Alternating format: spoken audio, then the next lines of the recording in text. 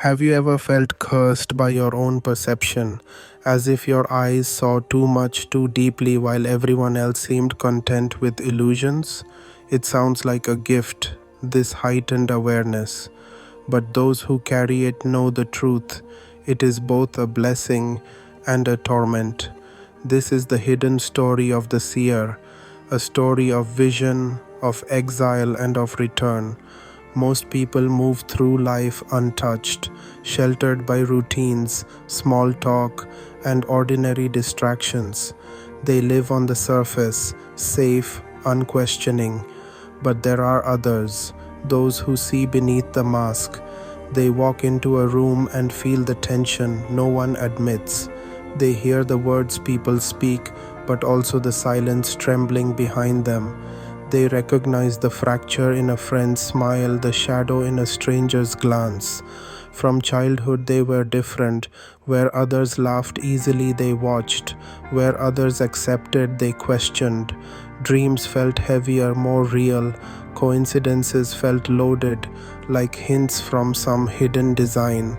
And so they grew up in two realities at once, the ordinary one everyone agreed upon, and another unseen layer where moods, meanings, and invisible currents shaped everything. It is an education no one asks for, and one few can understand. But deeper sight does not equal freedom, it carries dangers. The first danger is symbolic weight.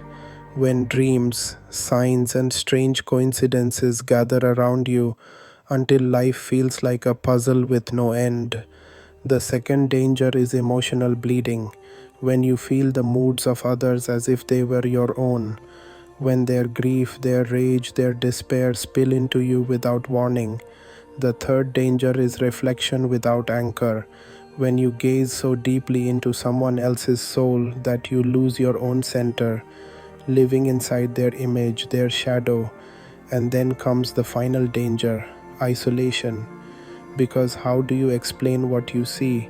How do you tell a friend, I know you're smiling, but your spirit feels like it's collapsing? How do you confess that a dream feels like prophecy without sounding insane?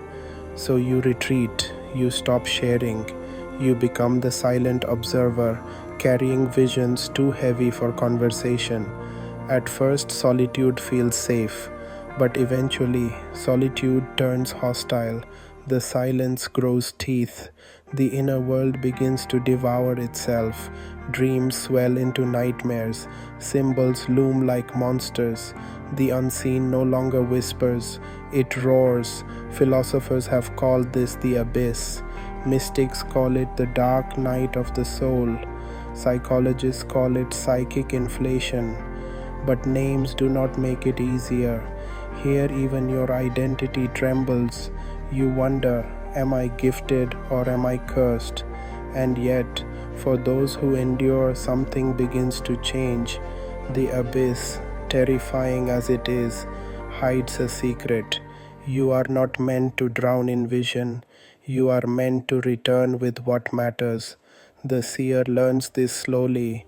They learn that not every symbol must be chased, not every mood must be absorbed, not every shadow must be theirs to carry. They learn to name what they feel without being possessed by it. They learn to set boundaries, to recognize this is mine and this is not. They learn to balance their sight with weight, rituals, grounding, simple joys, work, friendship, the stubborn reality of daily life.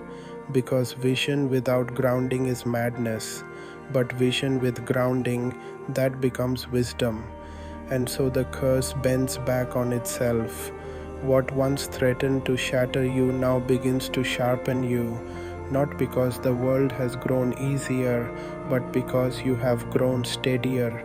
The silent burden of the seer never disappears. You will still notice fractures others ignore. You will still feel moods others deny, but you will no longer be imprisoned by them. You will hold them without breaking. And here is the truth: the world does not need more blindness, it needs witnesses. It needs those who can see the hidden cracks, who can bear the weight of what others refuse to face, who can remind us that behind every collapse, something waits to be born. So, if you are one of them, one of the few who see too much, remember this: you are not broken, you are being initiated. Yes, the burden is heavy. Yes, it will cost you. But carried with courage, it becomes more than a curse, it becomes your gift.